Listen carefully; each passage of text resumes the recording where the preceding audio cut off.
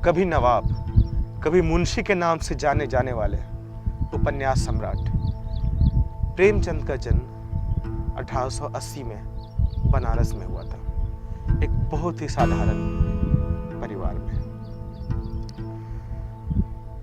महानतम साहित्यकार और कालजयी कृतियां उनका पर्याय है।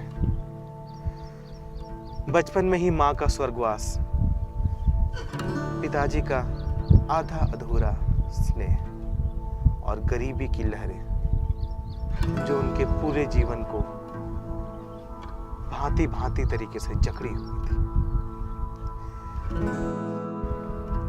फिर भी व्यक्तित्व के उतने ही धनी, सुशील और हमेशा हंसमुख चेहरे वाले प्रेमचंद ने दर्जनों उपन्यास लिखे, सैकड़ों कहानियां लिखी। उनमें से मेरी पसंदीदा कहानी गोदान है, जिसमें होरी धनिया की मेहनत साफ साफ झलकती है।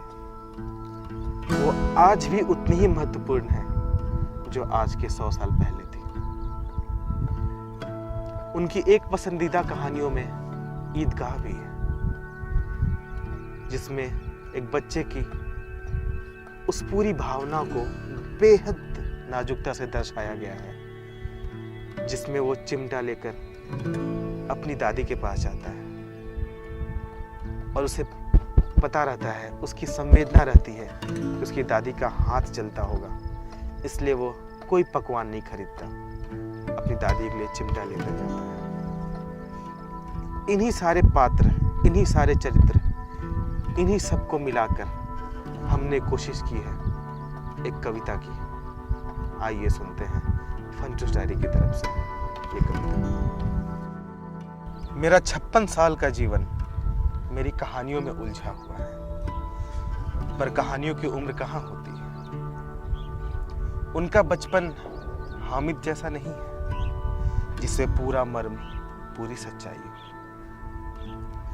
न ही बुढ़ापा होरी की मुश्किलों जैसा है, जिसकी संवेदना की आड़ में नमक के दरोगा आज भी लूटते चले गए। शतरंज के खिलाड़ियों को अभी भी सुध नहीं है। अधेड़पन में मेरी कहानियां बड़े घर की बेटी है, जिसकी लगन में जमींदार का जर्जर मकान अभी तक टिका है। मेरी कहानी का चरित्र बहुत खुददारी वाला है, गरीब सही किसी से मांगने नहीं जाता। उसके पुर्जे ढीले पड़े हैं, कपड़े फटे हैं। सुई धागा से ज्यादा उसे लॉटरी की चिंता लगी रहती है। शून्य मिलने की उम्मीद में भी पूरी भागीदारी, और उससे मिला इनाम उसका वेतन है। पूरनमासी के चांद जैसा एक दिन की चमक, फिर घटते घटते वापस उसी शून्य पे। मेरी कहानियां ही कर सकती हैं। मुगल, अंग्रेज, गुलामी और जातिवाद से कितनी भी चिपकी हो, ये सब कहानियां ईदगाह हैं, जहां कोई धन पद नहीं देखता। स्त्री का मर्म, समय की महत्ता और धर्म की परिभाषा मेरी कहानियों की अठन्नी है, जिसे वो ईमान की तरह बचा कर रखती है। वही ईमान जिसमें धनिया पूरी तरह डूबी हुई है। यही कहानियां काव्य हैं, कविता है, सोच है, सच्ची भावनाओं का चित्रण, जिसका अनुभव आज भी निर्मला करती है अपनी कर्म भूमि में। इंसान यहाँ अभी भी पशु मात्र है, पर 2 बैलों की जोड़ी अभी भी काम आती है। हाथ पैर सब लगते हैं, फसल तभी पकती है। जो प्रेम से परिवार जोड़े वही गोदान है, और त्याग करना दूसरों की खुशी के लिए वरदान है। मेरी कहानियां अभी सफेद हैं, सारे रंगों के बीच बदरंग, जिसमें आकाश पाताल की पारदर्शिता है।